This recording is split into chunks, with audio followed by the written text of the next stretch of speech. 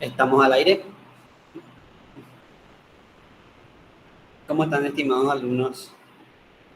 Les comento que ya estamos.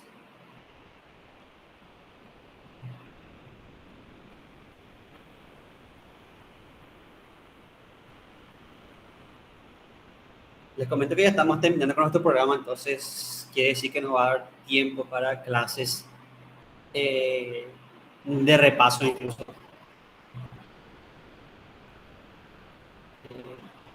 Estamos prácticamente terminando nuestro programa, por suerte, y tenemos la ventaja de que este año se quitó la unidad de lógica como les expliqué en la primera clase. Así que estamos muy bien en este aspecto.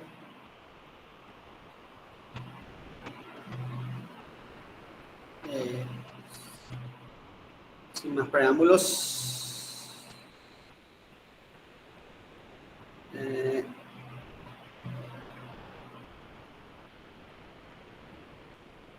empecemos.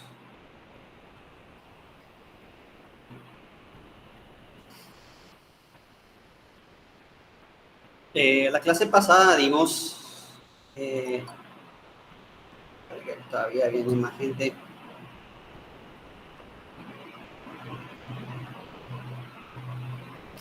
La clase pasada dimos, también nos quedamos en marxismo y vimos que Marx, si bien reconocía los avances del capitalismo y los logros del capitalismo, también veía el lado negativo del capitalismo y de la revolución industrial, que es que justamente esos avances trajeron nuevas formas de explotación. Ahora vamos a ver a un filósofo que ve vamos a decir el lado bueno, el lado white de la revolución industrial, que es Augusto Comte, creador de una filosofía que se conoce como positivismo.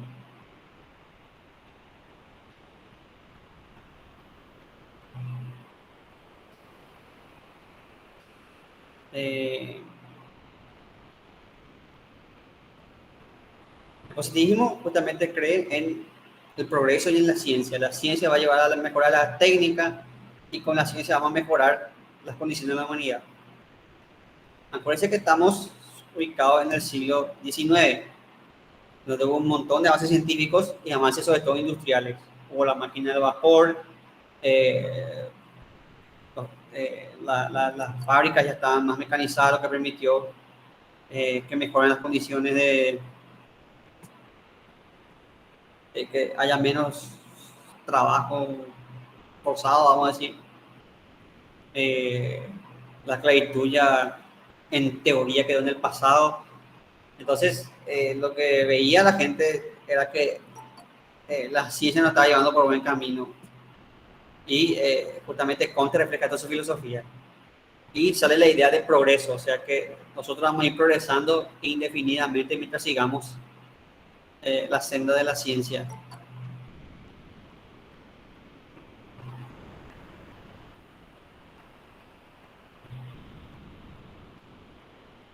¿Se me escucha?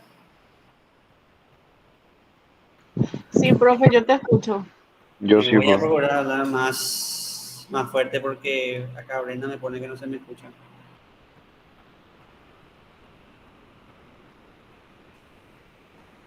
Entonces quedamos que el positivismo es el lado positivo, valga la redundancia, el lado white de la revolución industrial y del capitalismo, vamos a decir.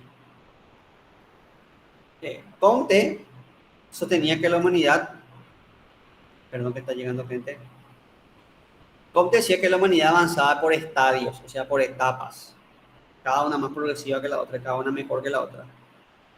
Y estos estadios son el estadio teológico, el metafísico y el estadio positivo. El estadio teológico es cuando buscamos en Dios la causa de todo. Yo les hablé en las primeras clases, le hablé del tema de Jorge Cavernícola, que veía que se caía un rayo y él no decía ser fenómeno fotoeléctrico producido por carga negativa y positiva que crea rayos. No. O decía, es alguien poderoso, es Thor o es Zeus o quien sea que hace el rayo. O sea, las causas de las cosas eran los dioses. Pero el estadio teológico tiene 3 etapas. La primera es el fetichismo. Ustedes habrán escuchado el término fetichista por el tema de la psicología. O, eh, ¿Pero qué es el fetichismo?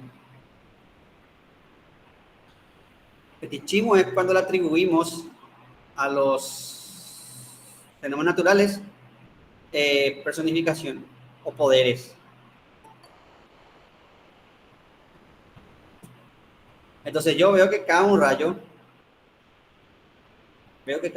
y digo, eso es algo poderoso. ¿Y qué hago entonces? Entonces digo, es un dios. Y veo que el rayo trae, después del rayo viene lluvia. Entonces digo, el dios de la lluvia. Entonces, ¿qué hago yo? Le creo una imagen o hago una representación pictórica o sacrifico algo, o sea, busco el favor de ese dios y lo represento a través de un objeto. Y eso es fetichismo.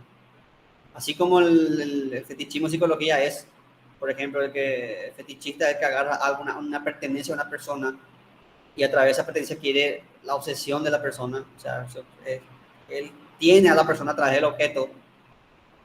Por eso los fetichistas, por ejemplo, son los que fetichistas, el que roba la ropa interior de otra persona para tener algo de esa persona. Porque lo que quiere él es poseer a esa persona y a través del objeto simbólicamente posee a esa persona. Asimismo, el estadio fetichista, a través de la imagen del ídolo o del ritual, simbólicamente poseemos el favor o la gracia de ese Dios. Entonces yo quiero que llueva y que hago la danza de la lluvia o hago un sacrificio humano o animal, porque antes hacían el sacrificio humano también. O le hago una estatua a ese Dios en su honor para que tener el favor de ese Dios y que ese Dios siempre me dé lluvia. Ese es el estadio fetichista. Depende del estadio politeísta, que es cuando ya hay un panteón de dioses definido, cuando ya hay un grupo de dioses definido. Por ejemplo, en la mitología griega, Poseidón del agua, Zeus el cielo, Hades el infierno, Hera la diosa de la familia y del hogar, Afrodita la diosa del amor, y así. Entonces hay un panteón de dioses, cada uno con su personalidad y cada uno con sus ritos definidos. Eso es el politeísmo. Y después viene el monoteísmo, que es cuando todas las causas van a un solo Dios. O sea, cuando ya no hay más un pantano, sino que ya hay un solo Dios, que es, ya no es más el agua de Poseidón, sino que el agua y la tierra son todos de un solo Dios. La primera religión monoteísta no fue ni la judía ni la cristiana, sino que fue la primera registrada, la primera de la que tenemos registro, es el culto a Atón, que es una religión egipcia que veneraba el dios Sol, Atón. Esa es la primera religión monoteísta.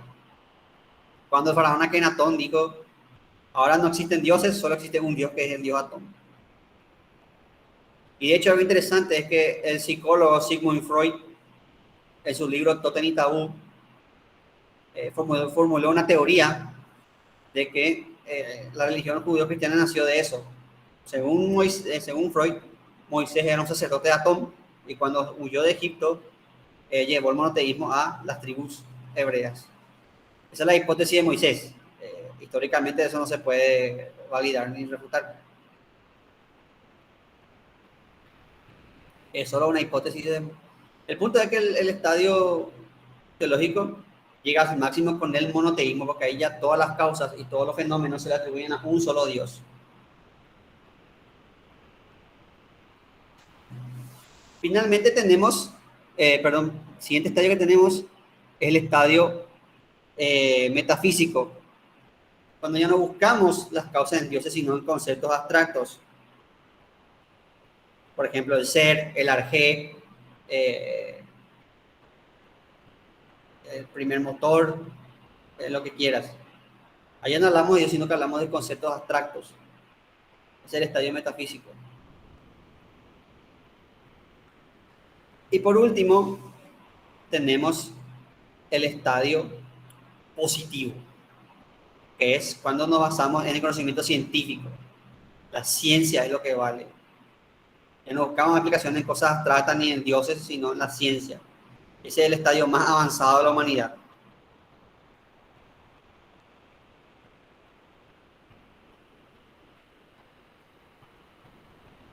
Y como le dije, es la ciencia lo que nos va a llevar al progreso. Comte también es considerado el fundador o el padre de la sociología, aunque yo discuto esto porque para mí también hay que tener en cuenta los aportes de Max Weber y del mismo Carlos Marx. Pero, como en el examen va a aparecer esto, me van a preguntar a ustedes, si preguntan ustedes, pongan Comte. Pero sí, Comte fue el que dijo, hay que establecer una física social, porque acuérdense que el modelo para Comte era la ciencia, y la ciencia es dura. Acuérdense que en este momento estamos en la época en que la física todavía es la niña bonita de la ciencia. Entonces Comte decía, tenemos que hacer que la ciencia sea como la física. Y la sociedad se tiene que estudiar igual que la física. Entonces lo que quería hacer Comte es establecer leyes físicas que rigen la sociedad, o sea, una física social. Así como la física cuenta con leyes que determinan su funcionamiento, la sociedad también tiene que contar con leyes. Entonces ahí Comte establece la necesidad de lo que él llamó física social y después llamó sociología. La sociología es la disciplina que estudia el fenómeno social. Y hay dos formas de abordar el fenómeno social. Una es la diacrónica, que es evolución histórica, y otra la sincrónica, que es a través de diferentes disciplinas. Voy a dar ejemplos para que ustedes entiendan bien. El estudio diacrónico es, por ejemplo, cuando yo digo, quiero estudiar un problema concreto. Por ejemplo, el problema de la Tierra, que es un problema sociológico complejo. Y estudio a base de sus raíces históricas. ¿Cuándo surgió el problema de la Tierra? Bueno, nosotros cuando nos independizamos tuvimos lo que se llama la estancia de la patria, que eran estancias que trabajaban los campesinos. Después de la guerra del 70, ocurrió con el gobierno provisorio que pusieron los vencedores, ocurrió, creo que ustedes ya están dando eso en la historia, ocurrió la venta de tierras. La venta de tierras. Y estas tierras se vendieron y con eso ya perdimos las estancias de la patria. Posteriormente, en la guerra del Chaco, para salvaguardar nuestro territorio, lo que hizo el gobierno fue vender a un precio irrisorio las tierras del Chaco a los colonos menonitas, sobre todo menonitas, también hay otras, pero sobre todo eso hicieron. Se le dio tierra a los menonitas a precio irrisorio. Y durante la época de destronismo, también los mandamases, los militares y algunos mandamases del partido se adueñaron de tierras. Entonces el problema de la tierra tiene sus raíces históricas. Son estudios, un estudio diacrónico, porque es un estudio histórico de dónde viene el problema de la tierra. Ahora un ejemplo de estudio sincrónico es un problema en un periodo determinado de diferentes disciplinas. Por ejemplo, yo quiero estudiar el tema de la pobreza. Y la pobreza puede hablar de varios aspectos. El aspecto económico, cuáles son las causas económicas de la pobreza. Poder hablar del aspecto sociológico, poder hablar del aspecto urbanístico, en qué zonas están ubicados los pobres. Poder hablar de un aspecto educativo, la relación entre educación y pobreza. ¿Cuál es el nivel de formación de la gente pobre? Hasta a nivel ético incluso puede elaborar, o sea, puede hacer, desde diferentes disciplinas puede elaborar, y es un estudio sincrónico.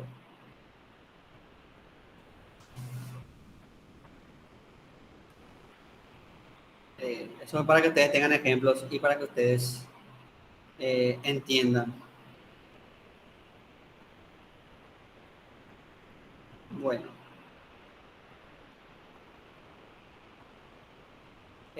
Comte también, él quiso hacer un culto a la humanidad. Quería que la humanidad me venerara a Dios, le venerara a la ciencia. E incluso él mandó sustituir el calendario, quería sustituir, reemplazar el calendario Bristol. ¿Saben ustedes lo que es el calendario Bristol? El calendario Bristol es el calendario que tiene los nombres de los santos. Cada día le corresponde a tal santo, la maná que Bristol. Y por eso mucha gente tiene el nombre del Día del Santo. Normalmente cuando nosotros vemos gente de nombre raro, es por culpa de ese calendario. Mi abuelo, por ejemplo, mi abuelo materno se llamaba Eleuterio porque él nació el día de San Eleuterio. Entonces, de acuerdo al calendario, se le puso Eleuterio. Entonces, así es. Y Comte quería sustituir eso. En vez de poner santos, decía Comte, ¿por qué no ponemos gente que contribuyó a la humanidad? Grandes científicos, grandes políticos, gente que contribuyó a la historia de la humanidad. Y Comte propuso un calendario de la humanidad. Algo curioso es que en ese calendario solamente hay 2 latinoamericanos. Uno es Simón Bolívar y el otro es el doctor Francia. Así es, Comte le puso al doctor Francia en el calendario porque Francia fundó la primera república en América del Sur, entonces él consideró que eso es una contribución a la humanidad y Francia estaba en el calendario de Comte, el doctor Francia. Ese es un dato que no va a salir en el examen, pero es un dato interesante. Sí, fachero, ¿verdad? El positivismo fue la filosofía del momento, la filosofía que pegó, estuvo de moda durante toda la mitad del siglo XIX hasta la mitad del siglo XX. ¿Qué pasó en el siglo XX? Bueno, pasaron 2 guerras mundiales.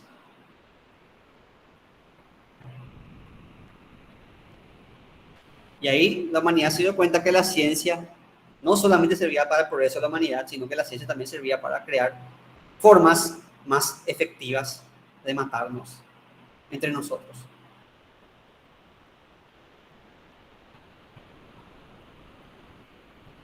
Nosotros en las guerras mundiales utilizamos toda la tecnología disponible para matarnos. Es más, en los campos de concentración se hacían experimentos con humanos y se experimentaba con gases y cosas, o sea, se usaba la ciencia para el mal, vamos a decir. La ciencia estaba al servicio del mal. Porque esto es algo que no vio Comte.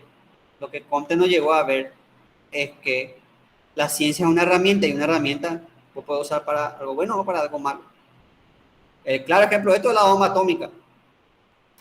Como decía el filósofo Bertrand Russell, por primera vez la humanidad tiene la posibilidad de destruirse a sí misma con la bomba atómica. Y la energía nuclear puede servir para alimentar a toda una ciudad de forma relativamente limpia, pero también puede servir para hacer bombas y explotar, matando a miles de personas. Entonces eso es lo que nos dio Comte, que la ciencia es una herramienta. El positivismo no solamente influyó en las ciencias en general, sino que también influyó en las disciplinas. Por ejemplo, en psicología, los principios de psicólogos como Watson y como Pavlov están hechos en base a la filosofía positivista.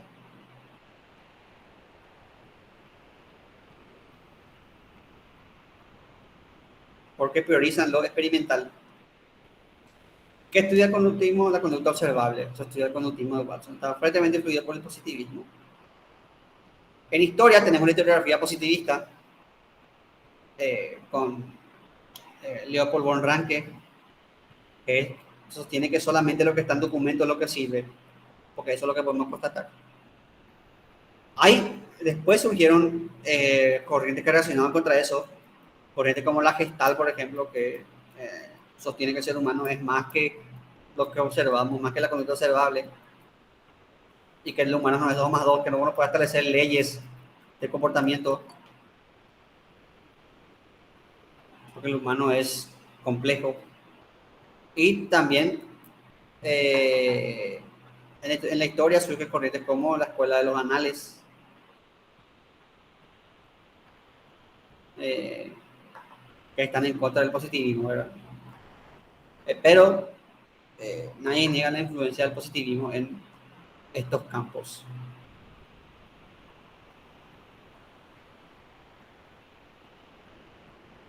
Ahora veamos YouTube.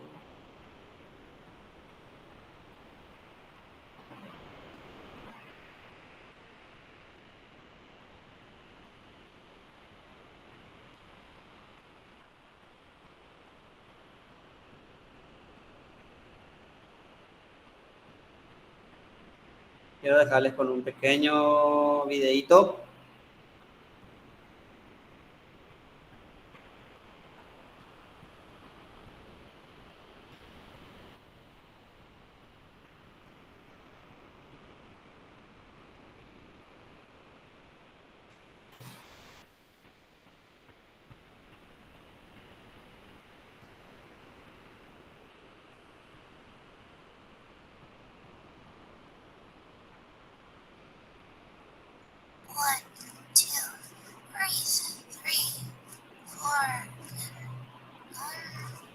Perdón por la publicidad.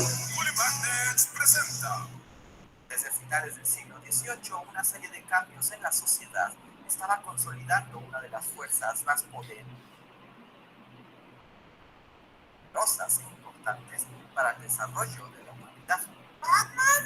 ¿Batman? No, la ciencia. Ciencia. Batman es un científico. De manera progresiva, el conocimiento científico fue dando a los seres humanos las herramientas para comprender el mundo y alterarlo en su beneficio. Y con los avances de pensadores como Galileo, Newton, Leibniz, la ciencia parecía estar en su mejor momento. Y todo gracias al método científico, un procedimiento sistemático que nos permite observar los fenómenos del mundo, medirlos, clasificarlos y establecer leyes infalibles. ¡Y desafiar a la naturaleza! ¡Está vivo! ¡Vivo! Sí, eso también. Todo gracias al método científico. Las ciencias se convirtieron en la fuente de conocimiento más importante y se estableció su pretensión de poderlo explicar todo. Pero, ¿podían explicarlo todo? ¡Duda! Las matemáticas, la química, la física y la biología ya estaban en manos de la ciencia, pero quedaba otro aspecto importante, la sociedad. ¿Es posible explicar la sociedad con la ciencia? Esa era la gran pregunta que rondaba en el siglo XVIII. Pensadores como Henry de Saint-Simon y David Hume tenían una fuerte opinión al respecto. ¡Por supuesto! Aunque seguro lo dijeron de manera más científica. Pero no sería hasta el siglo XIX que las ciencias sociales hicieran su aparición, y todo gracias al filósofo Augusto Comte. Comte era un fanático de la ciencia y estaba convencido de que el método científico podía aplicarse a cualquier cosa. En 1838 acuñó el nombre de sociología para la ciencia encargada de lo social y creó un sistema de pensamiento filosófico para sostener sus ideas, el positivismo. ¡Claro que sí! El método científico y la sociedad se unen. ¡Qué maravilloso! ¡Qué increíble! ¡Estoy seguro! ¡Confiado y feliz! ¡Oh, qué hombre tan positivo! ¡No solo positivo! ¡Positivista! En realidad, ser positivo no es sinónimo de ser optimista o de tener una actitud positiva. ¿De qué hablas? ¡Miren las sonrisas! ¡Qué positivos somos todos!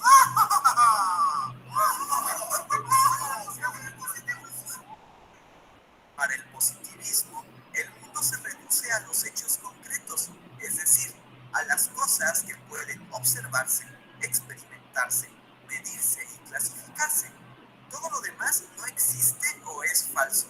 Positivo quiere decir que sí existe, al contrario de lo negativo, que no existe. ¡Y que tenemos muy buena actitud! ¡Mira estas sonrisas!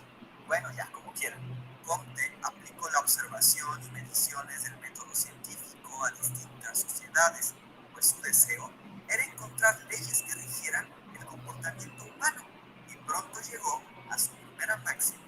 Todas las sociedades tienen la constante del cambio histórico y evolucionan con el tiempo. Es la ley del progreso. ¡Progreso! Oye, eso me interesa. Comte determinó que todas las sociedades pasamos por 3 estados en los que los seres humanos nos relacionamos de manera diferente con el mundo, y cada uno de estos estados es progresivo, es decir, que es mejor que el anterior. El primero es el estado teológico, donde la gente explica todo con supersticiones, mitos y la creencia en un Dios. La iglesia ordena el mundo y la gente es ingenua, como niñitos. Oh, sí, Comte estaba en contra de la religión y cualquier tipo de pensamiento religioso, porque, bueno, pues ya saben, no es científico. ¡Científico! El segundo estado es el metafísico, donde la gente empieza a confiar en la razón y sus ideas para explicar las cosas. Es mejor que creer en dioses, pero las ideas pueden ser falsas y ridículas. Es como cuando uno es adolescente. El positivismo rechaza las ideas universales y explicaciones totales, porque cada conocimiento debe ser parcializado según el método científico. Cada fenómeno tiene su propia y única explicación. Y por último está el estado positivo, donde el ser humano al fin explica el mundo solo con la ciencia, rechaza lo metafísico y paranormal para encaminarse como un adulto al progreso y el flor de la vida, y para cantar sobre lo positivos que podemos ser. Soy feliz, feliz, feliz, oh, qué feliz soy, todo es muy positivo, qué feliz. Alcanzar el estado positivo era el gran sueño de Comte, y para ello tenía la idea de que el Estado y la ciencia debían fusionarse y juntos impulsar el orden positivo y científico, ya fuera por las buenas o por las malas. Comte había crecido en una Francia caótica a causa de la Revolución Francesa, el Imperio Napoleónico y la Restauración. Por eso deseaba el orden y creía que una sociedad en calma era la única manera de progresar, y que solo la ciencia era capaz de controlar lo impredecible y darle sentido al mundo. Ahora nos van a echarle culpa a nosotros. Dímelo a mí, es la historia de mi vida. Para evitar cualquier guerra o conflicto, Comte estaba dispuesto a que el Estado tomara el control absoluto de la sociedad y garantizara el orden, porque solo con orden se logra el progreso. Sí, ya sé, suena súper malvado, pero Comte tenía la esperanza de que el orden se lograra por buena voluntad, tanto que su frase más famosa es amor, orden y progreso. Entre el siglo XIX y XX, el positivismo tuvo una gran influencia en el mundo. Por ejemplo, en América Latina, particularmente en México, fue muy popular. Me encanta esto del progreso y el positivismo, aunque tal vez yo le quite la parte del amor. Sí, así está mejor. ¡Maten a los desordenados! La ciencia, el orden y el progreso fueron los ideales del positivismo, y su influencia fue muy grande durante varias décadas, aunque su tendencia hacia el autoritarismo, la falta de apertura para distintas formas de conocer e interpretar el mundo, además de la imposibilidad de comprender científicamente todos los asuntos humanos, la hizo perder impulso y credibilidad conforme avanzaba el siglo XX. ¡Vamos, siglo XX! ¡Esfuércense un poco! ¡Les falta espíritu positivo! Uy, público difícil. Comte nunca cambió de idea. Su obsesión por la ciencia era tal que en sus últimos años incluso quiso fundar una religión científica en la que todos adoraran al Dios de la ciencia y a los principios físicos de la naturaleza. Sí, ya sé. Y por eso lo encerraron en un manicomio. La ciencia es Dios. Somos felices. Pensamiento positivo. Sí, señor Comte, lo que usted diga. Ahora déjese inyectar la morfina. ¡No más! Y ese fue el positivismo, una de las doctrinas filosóficas más importantes de la historia, y que nos recuerda recuerda lo maravilloso que es la ciencia, siempre y cuando no nos pasemos de la raya. Orden y progreso, orden y progreso, orden y progreso. ¿Qué les pareció? ¿Ustedes creen que la doctrina del positivismo todavía es válida en nuestros días? Pónganlo en los comentarios, así como sus sugerencias para nuevos.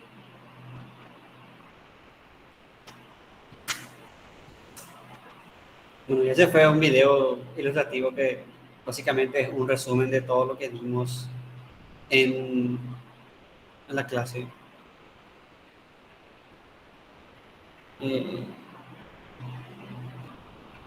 Como le dije, el positivismo va a ser la filosofía de moda hasta entrada en las dos guerras mundiales, en donde ella va a perder todo su auge, porque la humanidad se dio cuenta que la ciencia también sirve para hacer barbaridades, no solo para progresar.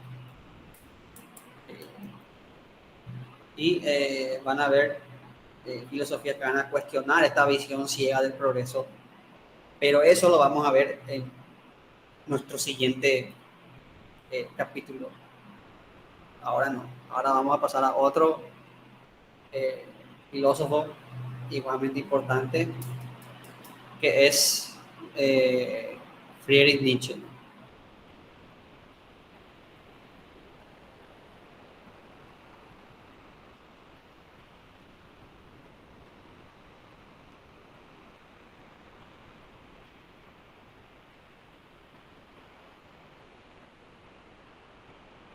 Si no hay alguna pregunta o algo, voy a proseguir con la clase. Bueno.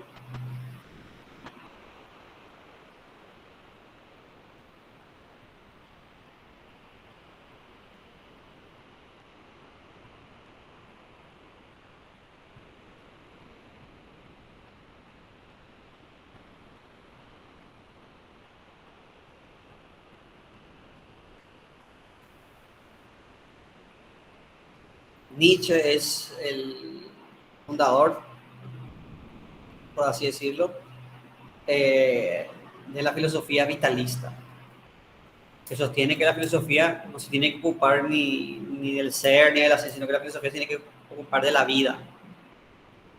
Eso es lo que básicamente es el vitalismo, así a rasgos simples, de forma sencilla, concisa, eso es vitalismo. Ahora, para entenderle a Nietzsche hay que entender su vida y el momento y la sociedad en la que vivió. Nietzsche nace en 1844 y muere en 1900. Y posiblemente haya sido uno de los filósofos con peor suerte, o por decirlo, más difamado de la historia. Se dijo de todo él. Se le acusó de racista y él no era racista. Si ven alguno de sus párrafos se puede interpretar como racistas, en realidad no era racista. El problema con Nietzsche es que su hermana, la hermana de Nietzsche, se casó con un tipo que sí era racista, con Bernard Foster se llama. Y ambos vinieron acá a Paraguay. La hermana de Nietzsche con su esposo vinieron acá a Paraguay y con el propósito de fundar una colonia de aria pura, o sea, una colonia alemana puro acá en Paraguay. Ese proyecto se convirtió en lo que ahora es Nueva Germania, pero fracasó. Y el marido de la hermana de Nietzsche se suicida. Y la hermana de Nietzsche vuelve otra vez porque su hermano estaba enfermo. Bernard Foster está enterrado en el cementerio de San Bernardino y él sí era racista, y hay cartas donde Nietzsche le llama cerdo racista, porque Nietzsche detestaba el racismo de su cuñado. Nietzsche no aguantaba eso. Y por eso para colmo de males, su hermana, que ya era una anciana cuando vino el régimen nazi, su hermana apoyó el régimen nazi y sostuvo que el régimen encarnaba la filosofía de su hermano. Entonces, Nietzsche quedó bastante mal en la imagen pública.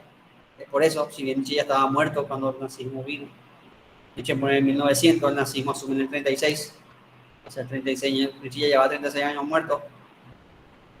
Eh, pero igual, sí, exactamente. Igual Nietzsche se quedó con una mala fama. Sí, también hacían críticas musicales. Incluso hay un libro de poemas. Por cierto, esa crítica musical hizo que se pelee con Wagner, que es famoso compositor de la Cabalgata de las Valquirias. Nietzsche criticó un poema de Wagner que se llama Percival, y Wagner, que era su amigo, se peleó con él por eso. Eh, eh,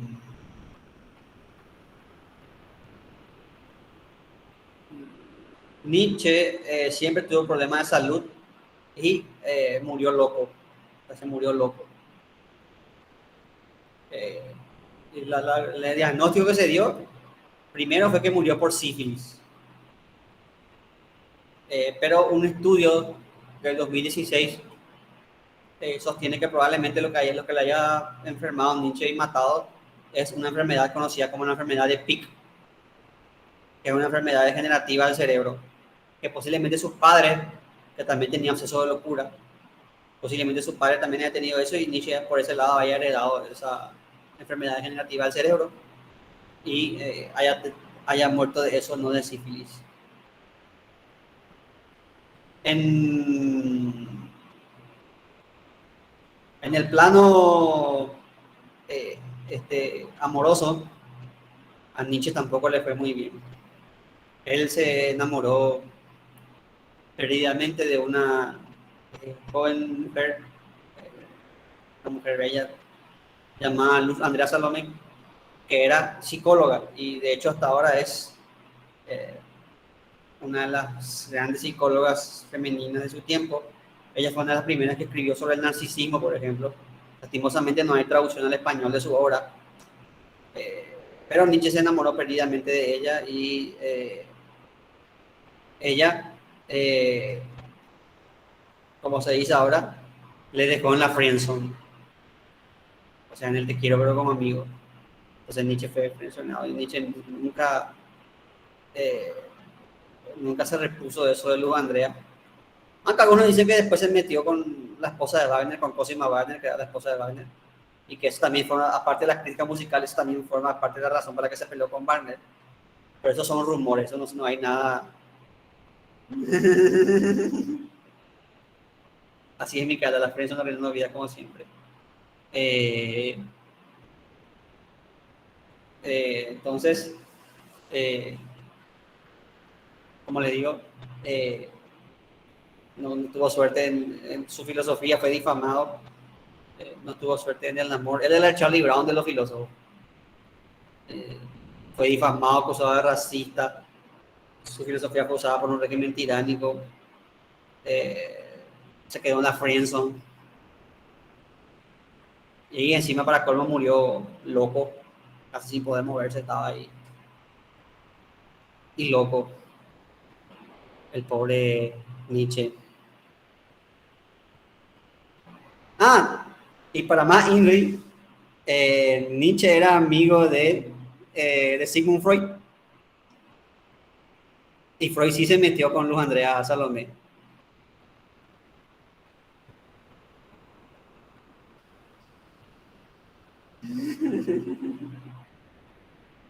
Entonces, todo malo con el pobre Nietzsche. Todo mal. Ahora voy a ver si encuentro, voy a mostrarles algo.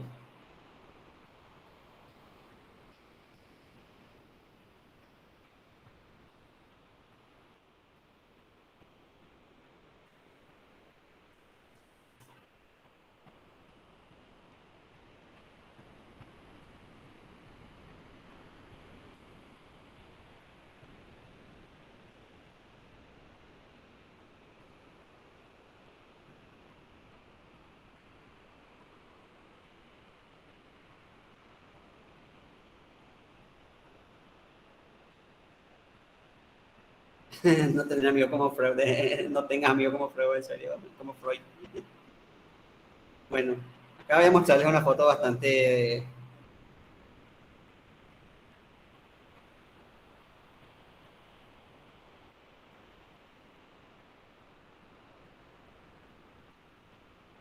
Acá les voy a mostrar esta foto. Acá está la foto, este es Nietzsche, este que está acá es Nietzsche, y esta es Luz Andrea. Le hace llevar la carreta a Nietzsche, y este creo que es, este no sé si es Rilke o el doctor Brewer, que también fue otro de los novios de Luz Andrea.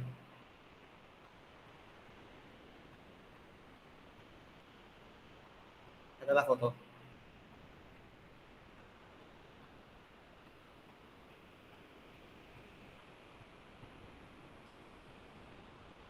Entonces, sí, el pobre Nietzsche...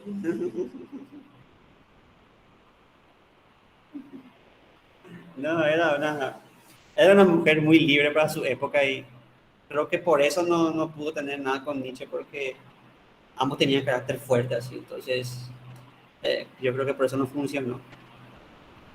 Eh,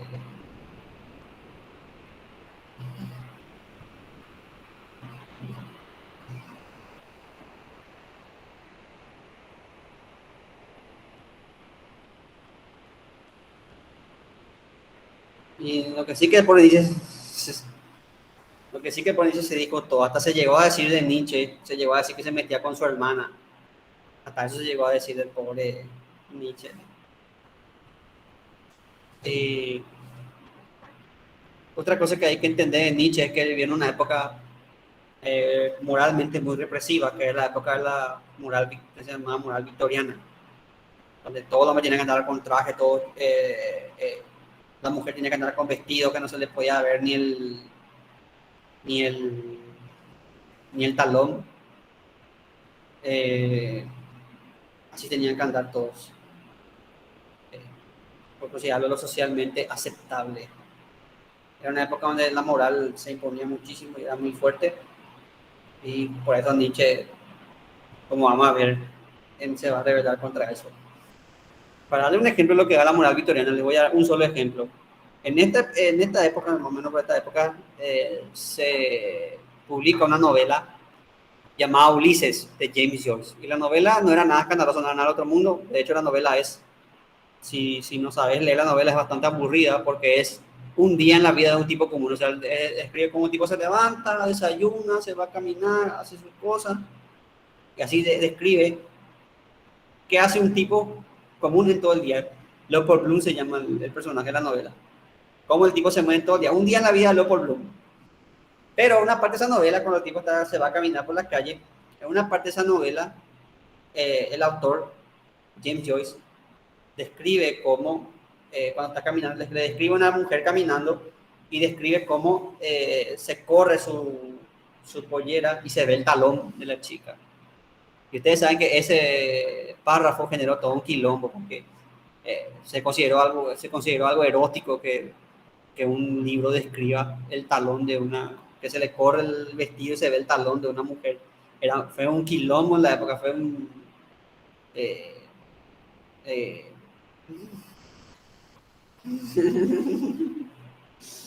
Entonces, imagínense ustedes que por un talón se le armó un quilombo a un escritor, porque describió que se le veía el talón a una mujer. Exactamente, Micaela. Ahora van a infartar todo.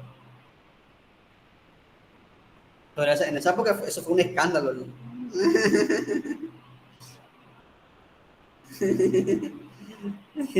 Así es, Matías. Uy, ese talón.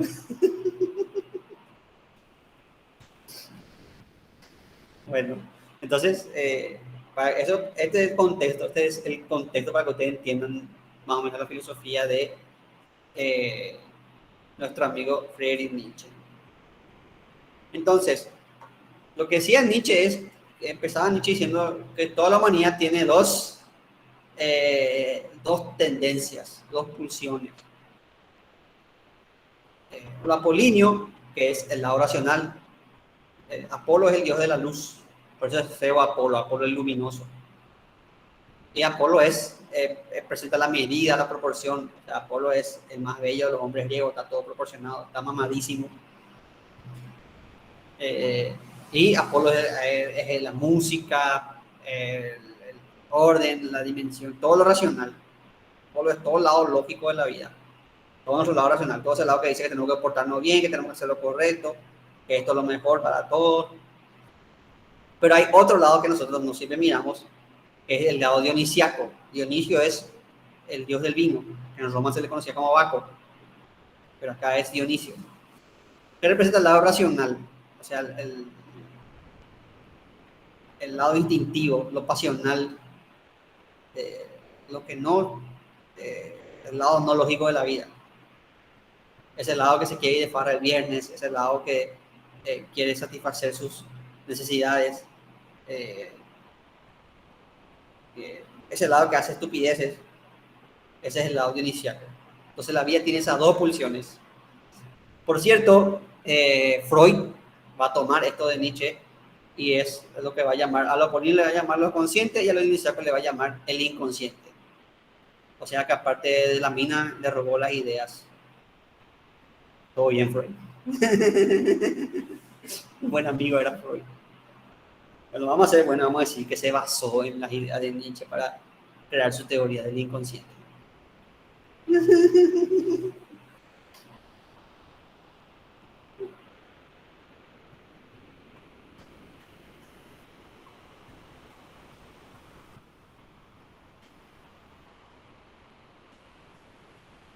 Entonces, eso decía Nietzsche, que en la vida hay una dimensión racional, pero que hay otro lado que es instinto, que es pasión. Nosotros no somos, y esto fue lo que Nietzsche dijo y después Freud, nosotros no somos racionales todo el tiempo, tenemos impulsos irracionales.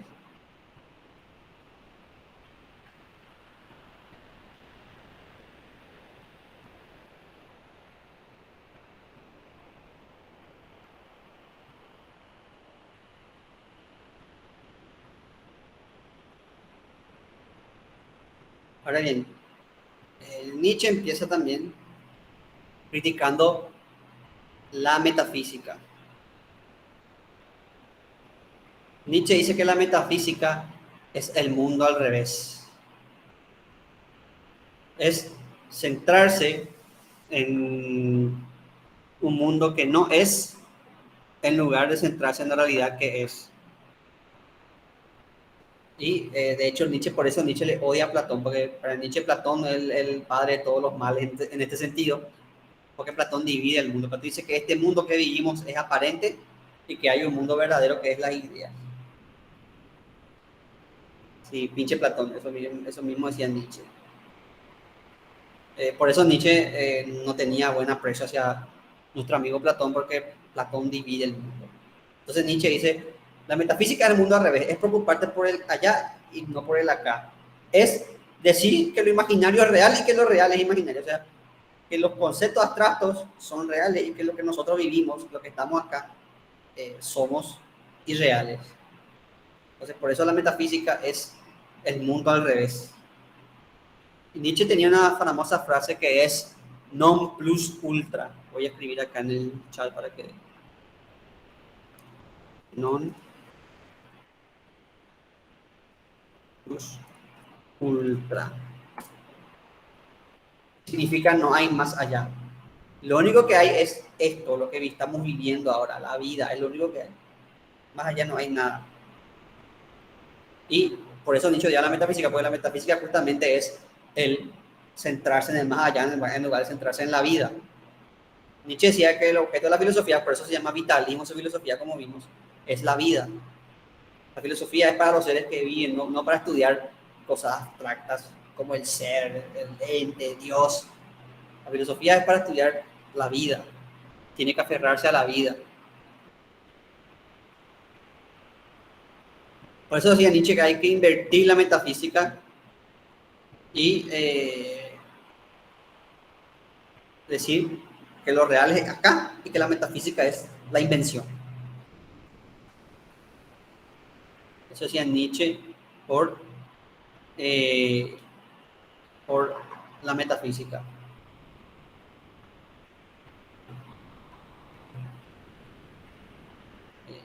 Por eso Nietzsche, como les dije, lo odiaba a Platón, lo odiaba también a los metafísicos religiosos, porque él decía que está tratando cosas que no son de este mundo, que justamente la vida es en este mundo, se vive acá y ahora, no se vive en el cielo ni no se vive en el topo Urano, se vive acá y ahora, non plus ultra, no hay más allá, solamente está el acá.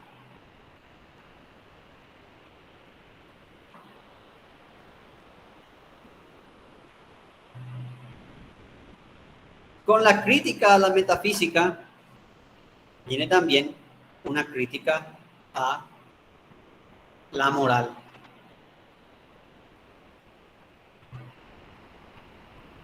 Como vimos nosotros, como expliqué yo recientemente, Nietzsche vivía en una sociedad que era moralmente muy represiva. El ejemplo del talón creo que ya es suficiente para ilustrar esto, pero era así. O sea, en esa época era así. Vos no podías tener nada con tu pareja hasta el matrimonio, vos tenías que casarte y tener hijos. Por ende, eso quiere decir que tenías que ser heterosexual.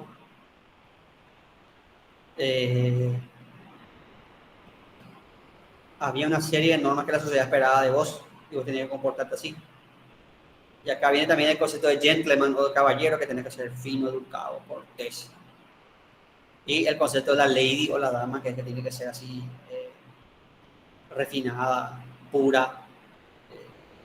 Y Nietzsche decía que la moral es precisamente enemiga de la vida. ¿Por qué? Porque la moral es un tener que. No es o sea, vos tenés que ser esto, tenés que ser un sujeto correcto, tenés que ser un buen cristiano, tenés que ser padre de familia, tenés que ser esto, aquello y lo otro. Y la pregunta que hacía Nietzsche es, ¿cuándo vivís? ¿Cuándo vos vivís? Porque todo es tenés que. ¿Cuándo vos sos? Esa es la pregunta que hace Nietzsche. Por eso la moral es enemiga de la vida, decía Nietzsche, porque te anula la vida. Te anula.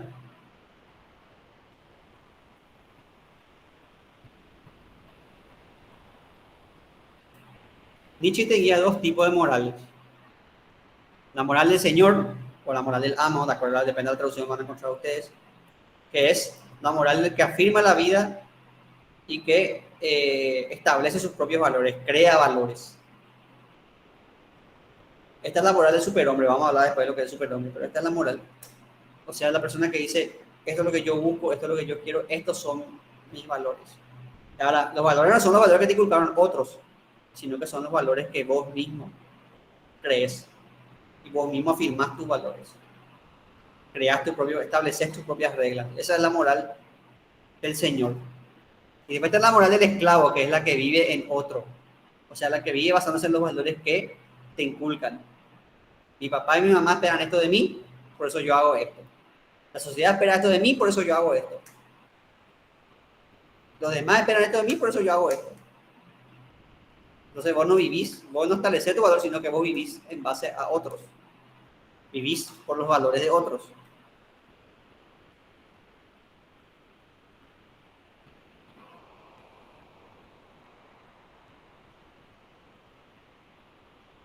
Esa es la moral del esclavo. Y lo que Nietzsche decía es que, perdón, acá hay un mensaje.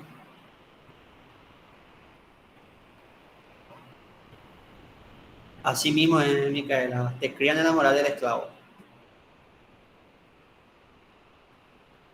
Si vos te pones a pensar, tu familia esperas cosas de vos. Tu familia espera que tengas un trabajo. Seguramente también esperan que te cases y tengas hijos.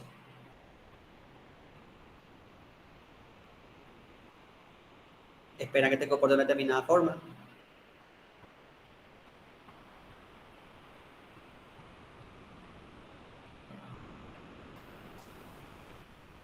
Y la pregunta Pero Micaela no es tema de sano o no sano. La pregunta es, ¿hasta qué punto vas a vivir vos o hasta qué punto vas a vivir por lo que esperan los otros de vos? Esa es la pregunta.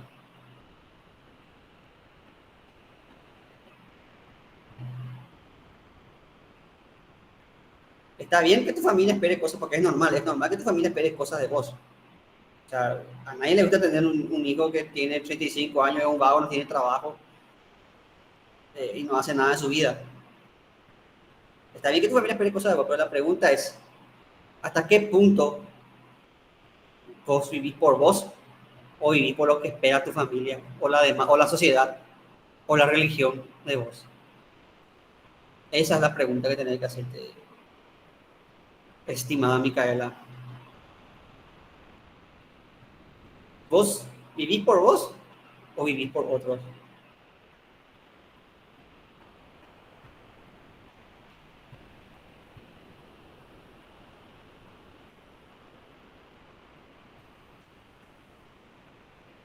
Está bien que tu familia espere cosas, pero vos tenés que vivir también. O sea, vos tenés que eh, tropezarte, cometer errores, cuestionar. Porque si vas a hacer todo lo que tus padres, la sociedad, la religión esperan de vos, entonces no vas a vivir vos, van a vivir los otros por vos.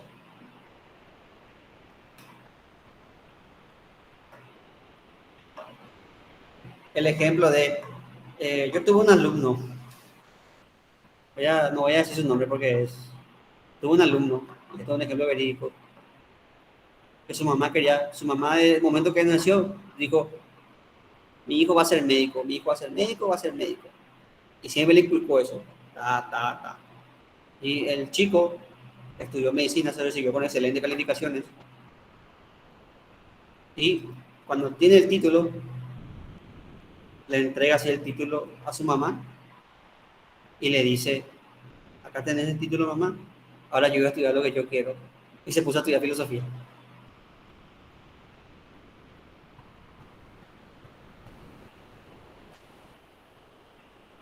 Fue mi alumno en el primer curso de filosofía, ahora está en tercer curso.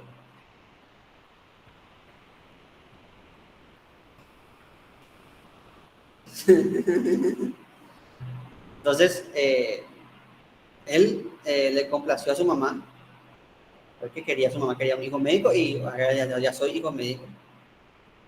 Y de hecho me dijo, sí, gracias a esto tengo trabajo, gano bien, pero esto no era lo que yo quería. Entonces se metió a estudiar filosofía.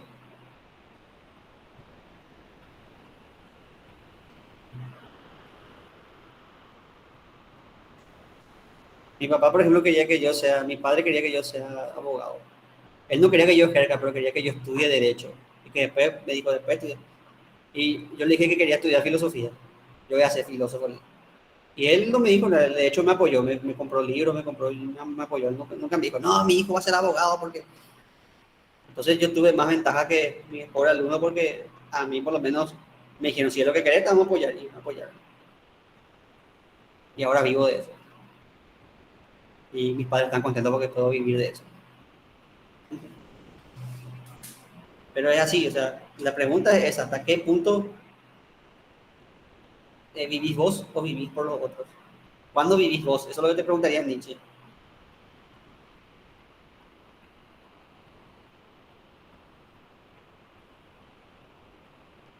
Entonces lo que Nietzsche decía que hay una moral, que es la moral que vos tenés que forjarte, está la moral de los esclavos.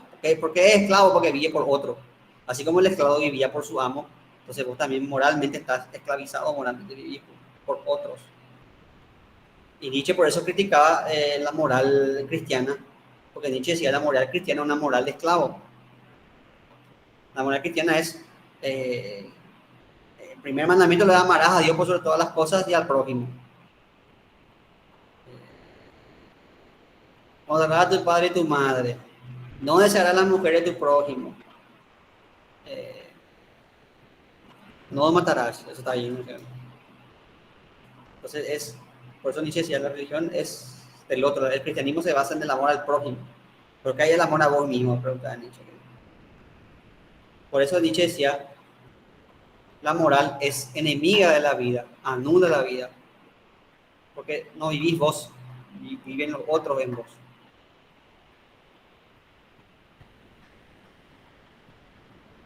Por eso Nietzsche decía que hay que destruir esta moral y construir una nueva moral basada en los valores de la vida, en nuestros propios valores, en nuestras propias reglas.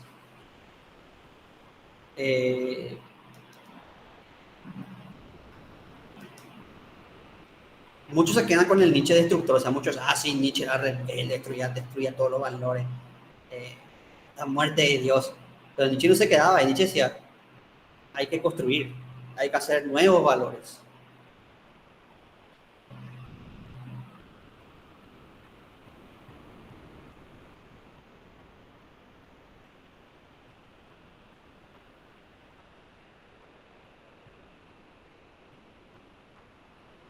Hablemos del nihilismo. Es consecuencia justamente de esta moral. ¿Qué es nihilismo? El nihilismo dice que nada vale. Eso es el nihilismo. Decir que todo da igual, que nada vale. Y Nietzsche decía que esta es una sociedad decadente. Y justamente él, una de las cosas que él acierta, sobre todo en su sociedad que era muy moralista, es que esa moral era hipócrita. Y era decadente. ¿Por qué? Porque justamente le anula a las personas y eso te lleva a la nada. Te lleva a que todo te dé igual, a que todo valga lo mismo. Porque la persona ya está anulada y eso es nihilismo. Y Nietzsche le culpa al cristianismo de la decadencia moral y la zoológica de la humanidad. Y Nietzsche decía que términos como Dios y la metafísica al final no valen nada. No valen nada justamente porque están en el allá, no están en el acá. ¿Qué quiere decir que no vale nada? Vos, por ejemplo, en religión, para Nietzsche, vos estás pensando todo el tiempo en la otra vida y no vivís esta vida. Vos te estás portando bien, no estás pecando, honras los mandamientos, te vas a misa, todo para vivir otra vida, pero no estás viviendo acá. Entonces al final no vale nada, porque estás trabajando por una realidad que está allá, que no está acá. Entonces los valores de la moral religiosa no valen nada. Los valores metafísicos tampoco, porque son los mismos.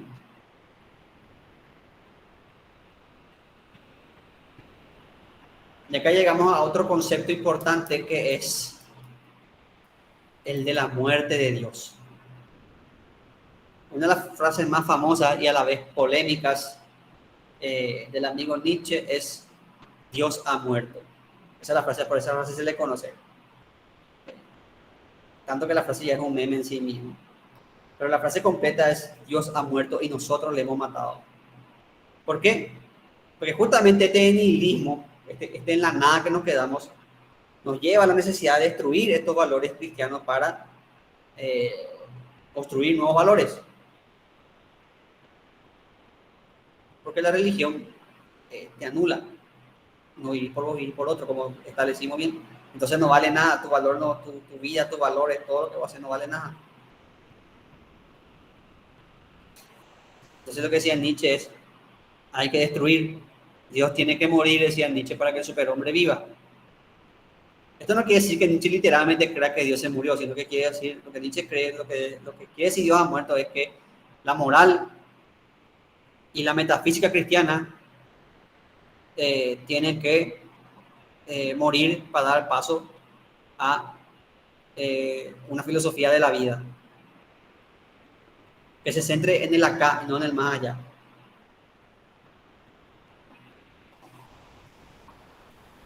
Yo, por ejemplo,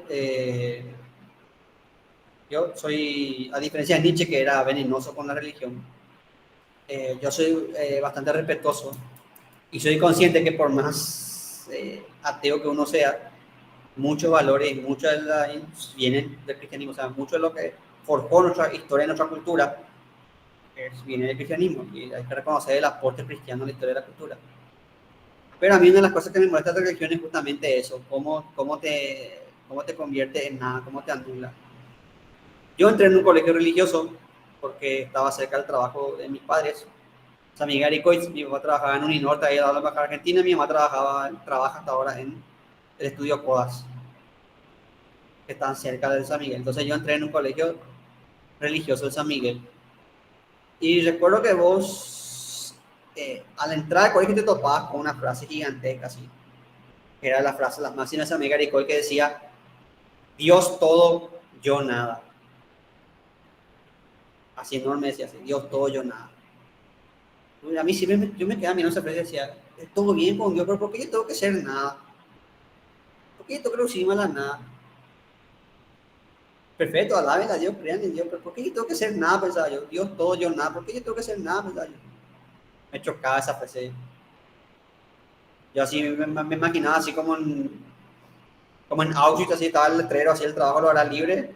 O en San Miguel y veías el Dios todo, yo nada. Así, era así, más o menos así como el abandona toda esperanza de Dante, o el trabajo lo hará libre de Auschwitz. Y a mí justamente eso me molestaba la religión. O cuando, por ejemplo, vos entras en la misa. ¿Cómo empieza la misa? La misa empieza pidiendo perdón por nuestro pecado. Oh, Padre Celestial, perdóname a mí, pecador inmundo. Yo sé que no soy nada de tu presencia, pero una mirada tuya va a estar ahora. ¿Por qué yo tengo que entrar de rodillas? No se supone que Dios me quiere. O sea, ¿por qué yo tengo que entrar de rodillas? Soy solo un inmundo pecador, te pido disculpas. ¿Por qué yo tengo que estar de rodillas? No se supone que Dios me ama y que su Hijo murió para el perdón de mis pecados. ¿Por qué yo tengo que arrodillarme otra vez? Yo entendería si, no sé, si fuese un pecado, si es un pecado grave, si, no sé, si fuese un violador o fuese... Ahí entendería que yo me tenga que arrodillar en la iglesia, pero... Yo porque tengo que pedir perdón porque le hablé mal a mi compañero, le dije estúpido a mi compañerito del colegio, ahí le dije estúpido porque tengo que pedir perdón. ¿Por qué tengo que arrodillarme y pedir? No, o sea, eso a mí, sinceramente, eso es una de las cosas que a mí siempre me molestó de la religión, el cómo te anulan. Yo soy un pecador, no soy nada, tengo que pedir perdón. O como decía San Miguel Garicois, Dios todo, yo nada. Es así, siempre me chocó a mí. ¿Por qué yo tengo que ser nada? O sea, también que vos le quieras a Dios, que le alabe a Dios, que le cante. Pero ¿por qué yo tengo que ser nada? Yo pensaba así cuando miraba el mural del colegio. ¿Por qué yo tengo que ser nada? Entonces, por eso Nietzsche decía que Dios ha muerto, porque Dios te anula. Y Nietzsche le concebía a la religión como enemiga de la vida, justamente por eso, porque anula la vida. No importa la vida terrenal, solo importa la vida más allá. Y el único propósito de tu vida es purificarte y estar en paz con Dios para ganarte la vida celestial. Y Nietzsche decía: no, porque como les dije anteriormente, Don Plus Ultra no es el más allá, sino el más acá. Por eso decía Nietzsche: Dios tiene que morir para que el superhombre viva. Y ya vamos a llegar al concepto de superhombre.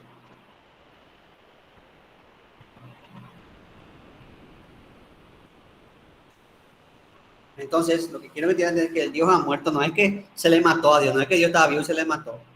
Lo que dice Nietzsche que Dios ha muerto es que justamente la moral cristiana y la metafísica te llevan al nihilismo, te llevan a que todo valga lo mismo. Y por eso tenemos que matarle a Dios para seguir viviendo, para buscar valores que afirmen la vida, no valores que anulen la vida.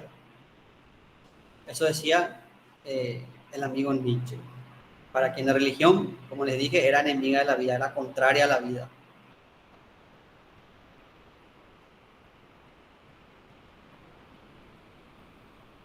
Y como el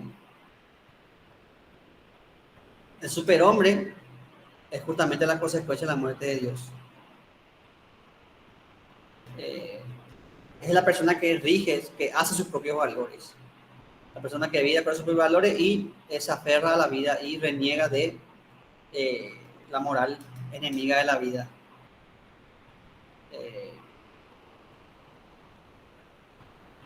El superhombre es la verdadera meta del ser humano, la verdadera meta del filósofo. Es el lado superior del ser humano. No se limita a crear, como le dije, Nietzsche no se limita a destruir, no es necesario, no hace falta solamente renegar del cristianismo y decir, sí, sino que hay que construir nuevos valores. Eso es lo más difícil. Fácil de renegar, lo difícil es el qué hacemos. Le matamos a Dios, ahora qué hacemos. Y eso es difícil porque vos tenés que crear nuevos valores, tenés que asumir compromiso y crear nuevos valores. El problema es que es más fácil vivir por otros. Es más fácil tener una guía, es fácil tener una guía. No, yo me baso en estos preceptos porque estos preceptos están en mi código moral. Pero ese código moral me inculcaban los otros. El superhombre no vive por el código, por lo que le inculcaban los otros, sino que vive por su propio código moral. Y eso es lo difícil, asumir y construir tus propios valores. Y decir, esto es lo que yo quiero, esto es lo que yo afirmo, y esto es lo que yo asumo. Lastimosamente, este concepto del superhombre, o del, ¿cómo se le conoce? El Übermensch, lastimosamente este concepto fue posteriormente tergiversado por los nazis, quienes dijeron que el superhombre era el alemán ario. Es decir, agarraban el concepto de Nietzsche y le pusieron un casquito y un... Entonces lo que decían los nazis es que el superhombre era el soldado alemán ario y que los demás, como los judíos, los soviéticos, eran Untermensch, o sea, infrahumanos, subhumanos, sería la traducción correcta. Y que los alemanes eran los Übermensch. Y Nietzsche decía que, como Nietzsche decía que el superhombre tenía que afirmar su voluntad, porque tenía que afirmar tu voluntad para construir nuevos valores, entonces los nazis decían que el pueblo alemán tenía que afirmar su voluntad, y su voluntad es precisamente someterla a los otros pueblos. Entonces, como ustedes pueden ver, el concepto de Übermensch de Nietzsche terminó en el supremacismo y en el racismo de los nacionalsocialistas. Y por eso que Nietzsche tuvo tanta mala prensa, vamos a decir, tuvo la desgracia de tener bastante mala prensa, ser difamado. Por fortuna para él, ella llevaba muerto 36 años cuando asume el régimen nazi. Y que llevaba muerto 39 años cuando Alemania invade Polonia y empieza la Segunda Guerra Mundial. Pero lastimosamente la sombra del nazismo hasta ahora permanece en sus ideas.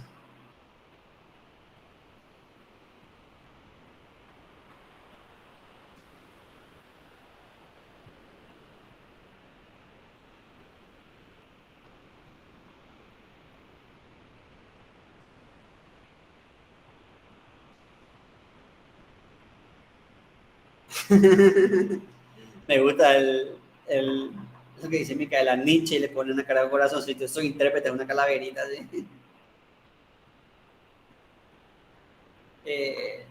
Justamente la cuestión con Nietzsche es que Nietzsche no escribía textos así, textos ensayos, sino que Nietzsche escribía aforismos. O sea, un libro de Nietzsche, si ustedes abren, parece más un poema que un libro de filosofía. Entonces vos puedes agarrar el aforismo y puedes decir cualquier cosa. Es como la Biblia. Paradójicamente como la Nietzsche con la Biblia. Nietzsche se está rebotando en su tumba porque hago eso. Pero sí, es como la Biblia. Vos puedes agarrar cualquier versículo de la Biblia y decir, esto es la palabra de Dios.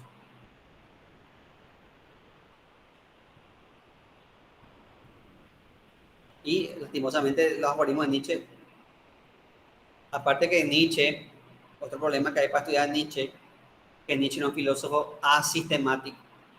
Es decir, no tenía ni un sistema.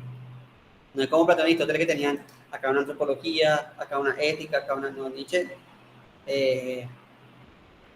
tenía una obra grande que es Hacia Luz Zaratustra, que es su obra máxima, en la cual estaban las otras obras.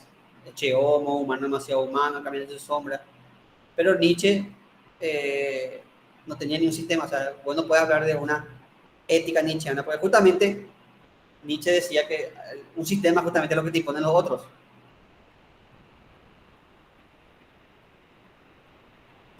De hecho, hay una famosa, no es famosa porque pero sí, un famoso párrafo de Nietzsche que Nietzsche dice, cuando reniegues de mí vas a ser mi discípulo. ¿Por qué? Porque si vos vivís de acuerdo a la moral de Nietzsche, una moral nietzscheana, entonces no va a ser tu moral, va a ser la moral nietzscheana. Entonces Nietzsche va a cumplir la función que cumple el cristianismo. Entonces Nietzsche dice, no, cuando reniegues de mí vas a ser mi discípulo, dice Nietzsche.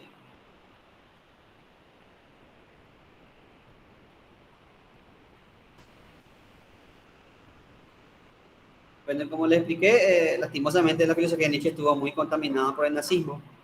Por suerte, vamos a decir que tuvo algo de suerte Nietzsche en su... Después hubieron estudios de dos filósofos llamados Colli y Montanari que desnazificaban a Nietzsche, que se fueron incluso recopilaban los escritos originales de Nietzsche, así lo que escribía su apunte a su mano, eso, y hicieron nuevos estudios de Nietzsche ya con interpretaciones no nazis, porque como ustedes saben, los nazis tomaban todo el tema del sistema educativo, eso, y entonces el Nietzsche que enseñaban los nazis, el Nietzsche que decía que el superhombre era el alemán de raza pura.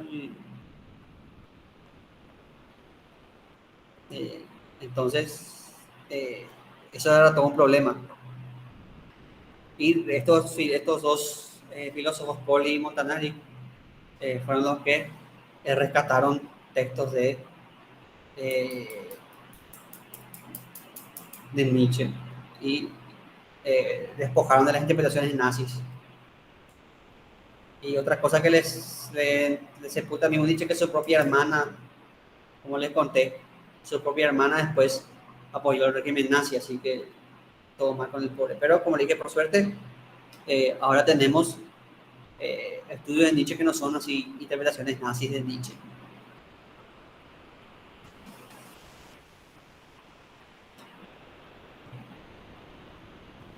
Bueno, entonces, hablemos de la etapa del espíritu. Nietzsche dice que el espíritu humano atraviesa por tres etapas. La primera etapa es la del camello. ¿Qué es un camello? Un camello es un animal de carga, o sea, un animal sumiso que está atado a su amo y que se limita a obedecer. Entonces nosotros, los usuarios humanos primeros, somos como camellos. Somos seres sumisos que estamos atados a nuestra moral, a nuestras creencias y vivimos, de acuerdo a eso, vivimos obedeciendo. No, yo no puedo hacer esto porque es mi religión. No, yo no puedo hacer esto porque mis padres. No, yo no puedo hacer esto porque la sociedad me va a mirar mal si yo hago esto. Eso es la moral del camello. Vos vivís en función a las creencias de otros. Vivís con la carga, así como el camello carga, vos cargás con las consignas de otros y estás ahí como el camello cargando, llevando las cargas sin chistar. Después tenemos la moral del león, que acá ya trata de romper con los valores, o sea, ya se revela, pero lastimosamente sigue atado con moral contraria, con la moral contraria a la vida. El ejemplo que yo les doy para la moral del león es el metalero cliché. Acá no quiero que se ofenda ni metalero, yo también escucho, si bien mi estilo de música es más rock, me gusta más el rock así, el rock clásico de punto, así tipo Beatles, Rolling Stones. Yo también escucho algunos grupos de metal, como por ejemplo Judas Priest, o por ejemplo Stratovarius, o incluso el más cliché de todo que es Metallica.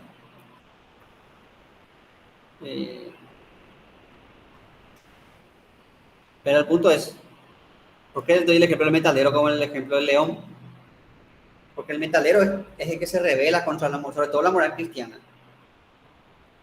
Se revela contra esa educación dura religiosa que recibió. Entonces se viste de negro, se pone la cruz al revés, se hace el mismo satánico. Yo estoy hablando del metalero cliché, no estoy diciendo que todos los metaleros sean así, estoy hablando del metalero cliché. Pero al final otra vez sigue repitiendo la misma moral, porque El hecho que vos te declares satánico está diciendo que sos religioso. Porque si sos satánico, crees en Satán. Si crees en Satán, crees en una creación de Dios. Eso quiere decir que por ergo crees en Dios.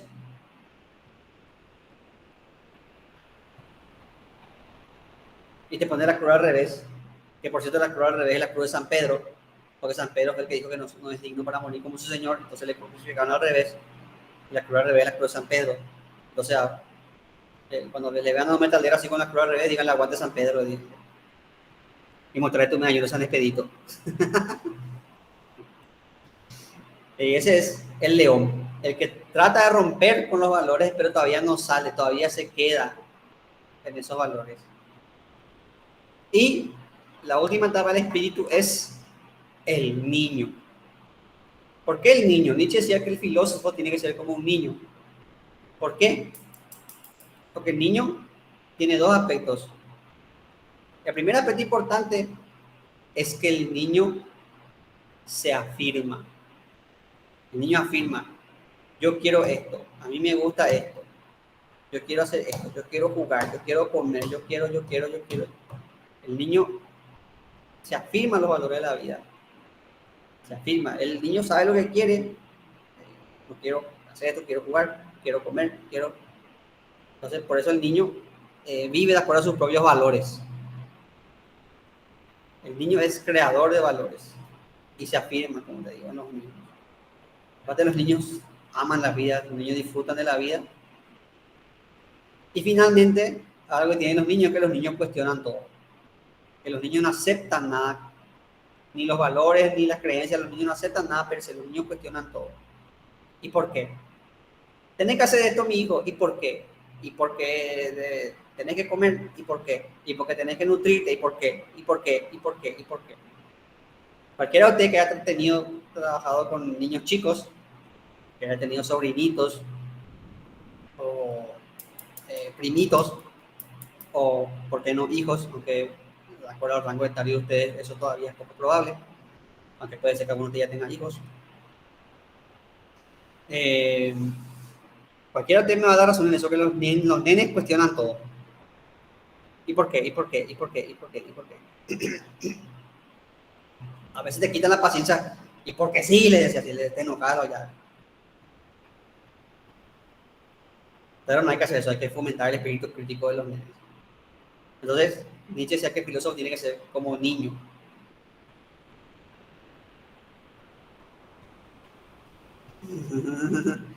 Porque si no se comes tú, ¿qué? Esa es la...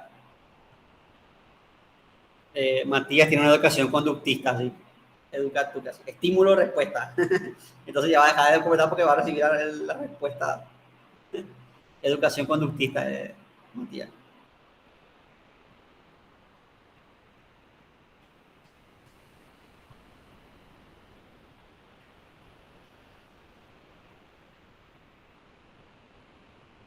Otra idea que maneja Nietzsche es la idea del eterno retorno. Acá volvemos otra vez a la noción cíclica de la historia de los griegos y de otros pueblos, que decía que la historia se va a repetir.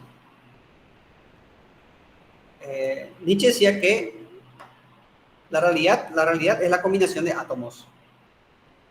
O sea, nosotros estamos hechos de átomos y estos átomos se combinan de forma determinada para ser nosotros. Ahora, Nietzsche decía que el número de elementos que forman los átomos es limitado. Por tanto, las combinaciones que pueden formar los átomos son limitadas. Por tanto, va a llegar el tiempo, cuando va a pasar el tiempo, no vamos a morir todos, no vamos a morir, va a pasar. Pero va a llegar un tiempo que esas combinaciones de átomos se repitan. Porque los átomos tienen combinaciones limitadas. Entonces lo que quiere decir Nietzsche es que eso va a que así como yo estoy ahora, yo soy un conjunto de átomos que forman lo que soy yo. Yo voy a morirme, pero va a llegar un tiempo que esta combinación se repita, entonces voy a estar yo. Entonces lo que Nietzsche decía es que la historia se va a repetir una y otra y otra y otra y otra vez. Y que la vida vamos a vivirla una y otra y otra y otra y otra vez. Es un pensamiento jodido si ustedes piensan así. Imagínense ustedes vivir una y otra vez. cada cosa linda que les pasó, cada recuerdo bonito que tienen, van a vivirlo una y otra vez, pero cada cosa tan mala que les pasó, cada rechazo, cada fracaso, van a vivirlo una y otra y otra y otra vez. Es hasta tragicómico pensar que un pensador como Nietzsche, que pasó tan mal, que tuvo tanta mala suerte en su vida, haya conseguido una idea como esta. O sea, Nietzsche, si vamos a dedicar a su filosofía, Nietzsche va a ser rechazado por Luz Andrea una y otra y otra y otra y otra y otra vez. Va a caer en la locura una y otra y otra y otra y otra vez. Entonces Nietzsche decía,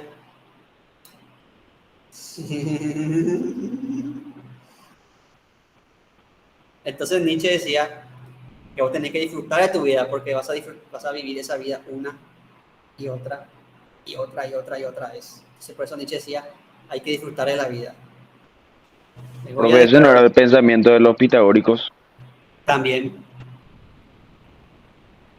Todos los griegos creían en la historia cíclica. San Agustín fue el que trajo la historia lineal. Solo que Nietzsche le daba una fundamentación física. Nietzsche decía, la cosa está compuesta de átomos, los átomos forman elementos, ahora estas combinaciones son limitadas, por tanto estas combinaciones alguna vez se van a repetir.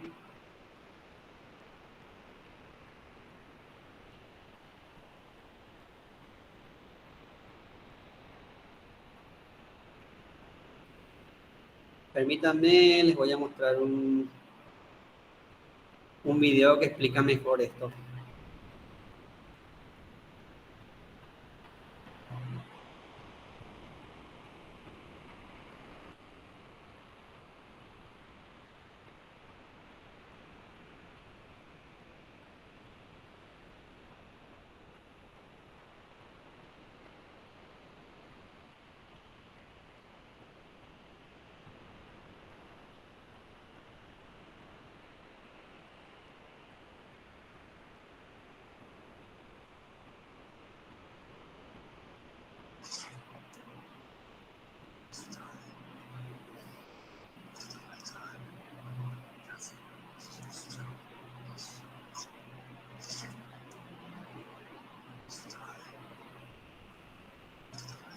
Ahí voy a poner ahora otra vez.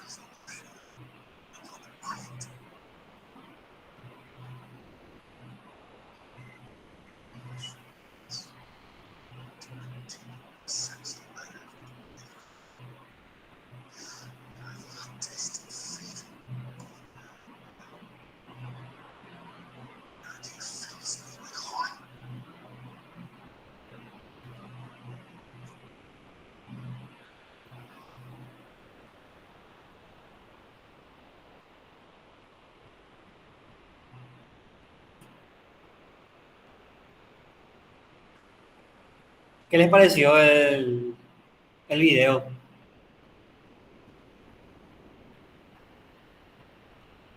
Sí, fuerte es. Eh,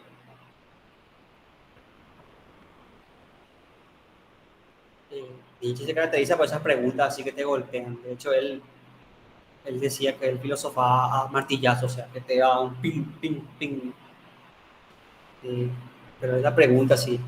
La pregunta que le hace al doctor es, ¿viviste la vida o dejaste que la vida viva por vos? O la vida pasó por vos. ¿Realmente viviste o dejaste ver? Y la otra pregunta es de esa, si vas a soportar la idea que todo lo que viviste, con toda tu alegría, con todas tus tristezas, todo lo que hiciste, vas a repetirlo una y otra y otra y otra vez.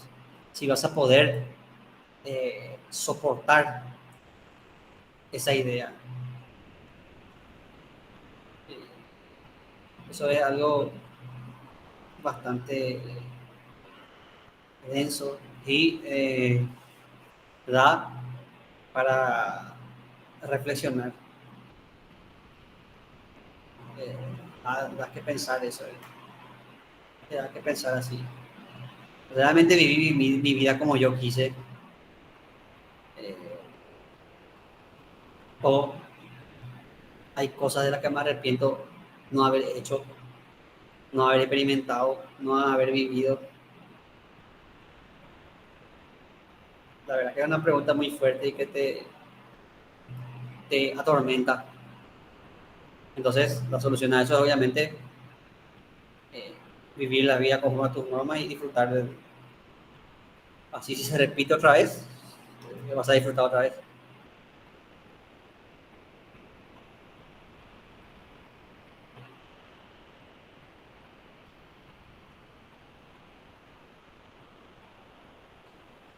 Eso es lo que planteaba el filósofo Friedrich Nietzsche.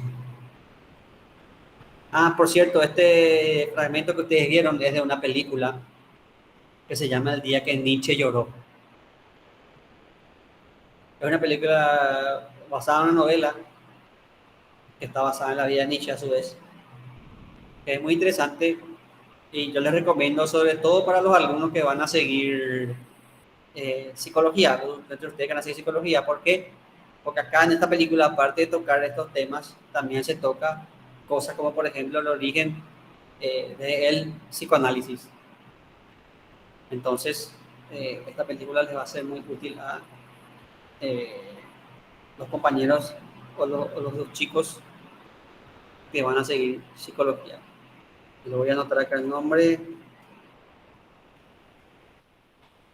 de.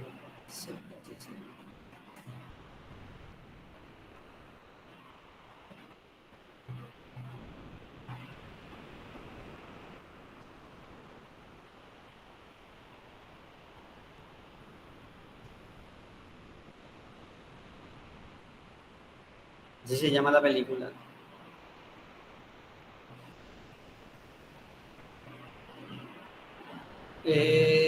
A ver si tengo otra cosa para mostrarles.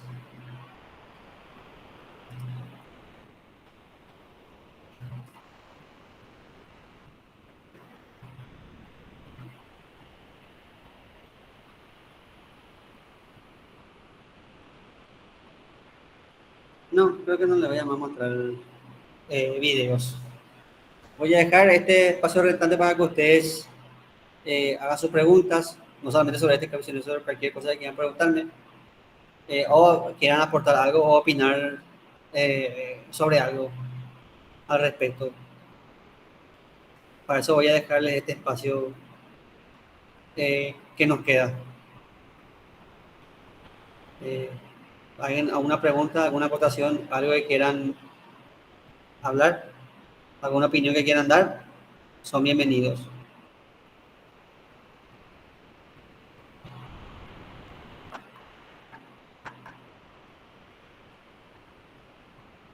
Bueno, parece que no hay opinión.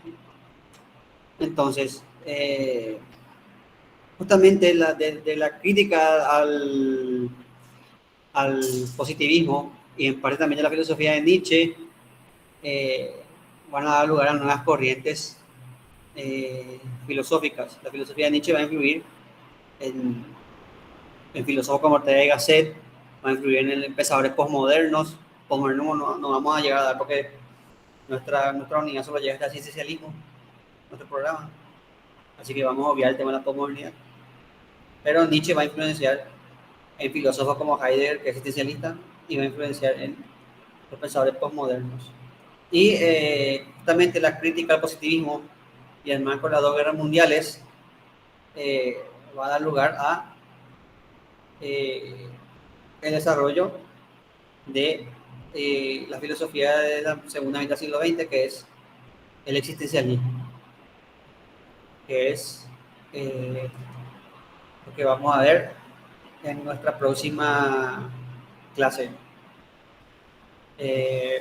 Pasado esto, otro aviso, voy a decirle que prácticamente estamos en la final de nuestro programa y que el resto de las clases vamos a dedicar a hacer repasos.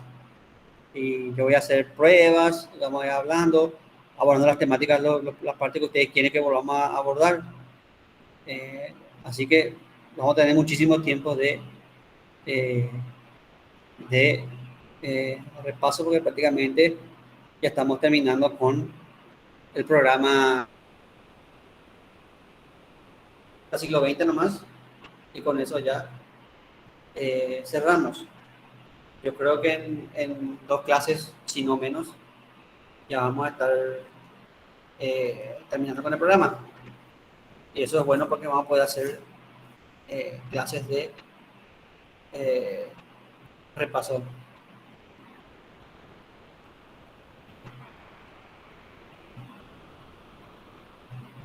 Una buena pregunta, Victoria, me encanta.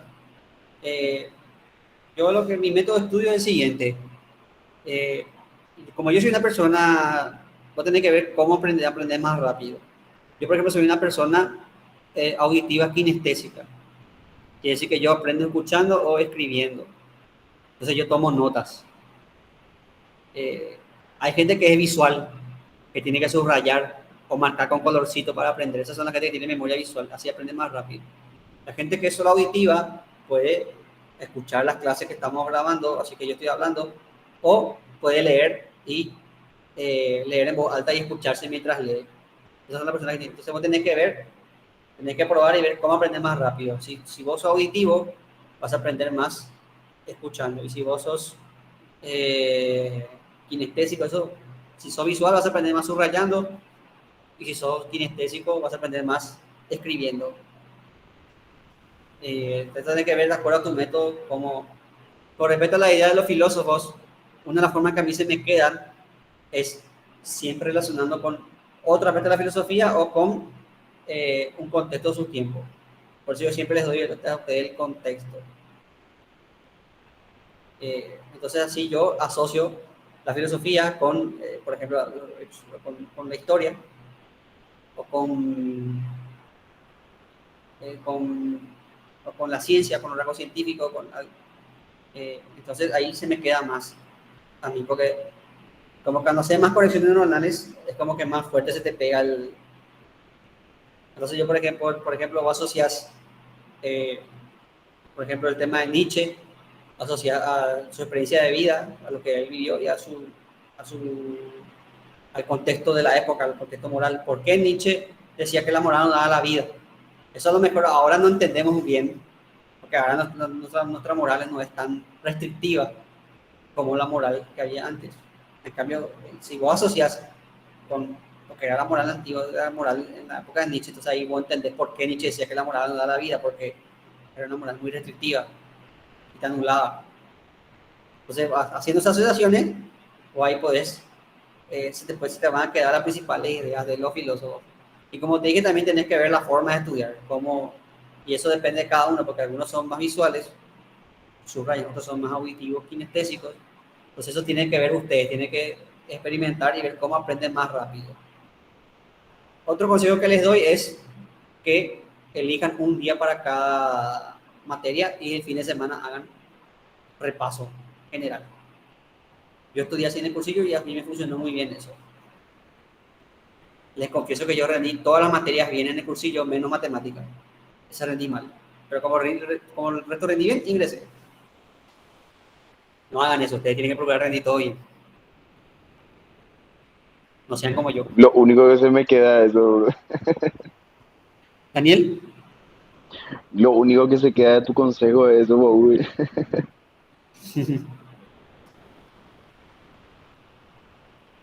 Esos son los consejos que yo les doy para estudiar y espero que les sirva.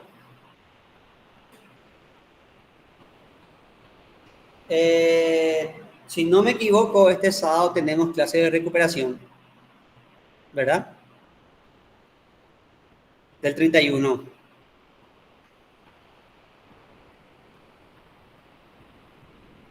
Voy a planificar si hacemos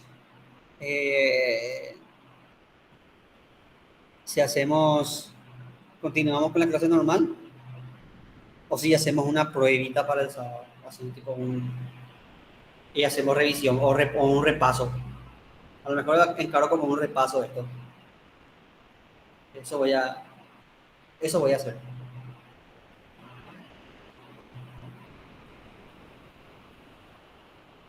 Entonces, quedamos así, chicos. Si no hay más preguntas, cuando tienen nada que aclarar, podemos dar por cerrada esta jornada de hoy. No te preocupes, Ale. Las clases son grabadas y se suben cada fin de semana. Este fin de semana probablemente suba el domingo porque así voy a subir ya las clases del sábado. No te preocupes de vuelta. Vamos a ir subiendo las clases. Yo cada fin de semana subo las clases. Subo los fines de semana porque son los días que tengo tiempo porque tardan subir el video, entonces esos días tengo tiempo y subo. Por eso los fines de semana es el día de subir videos. Los videos de la semana pasada ya subí el sábado, están ya disponibles. Y los videos de esta semana probablemente suba el domingo, porque el sábado tenemos clase. Y tengo que esperar a que se descargue todo. Tengo que esperar a que se descargue todo en el Drive. Tengo que descargar el Drive, subir a YouTube y de YouTube a la... Eso toma su proceso. Entonces, probablemente el domingo tengamos la clase de...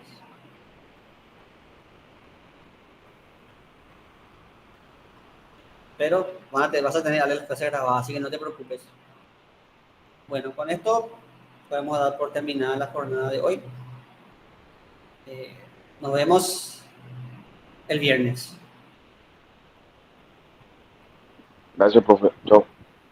Gracias, profe. Gracias, profe. Nos Muchas vemos. Chao, profe. Grabación.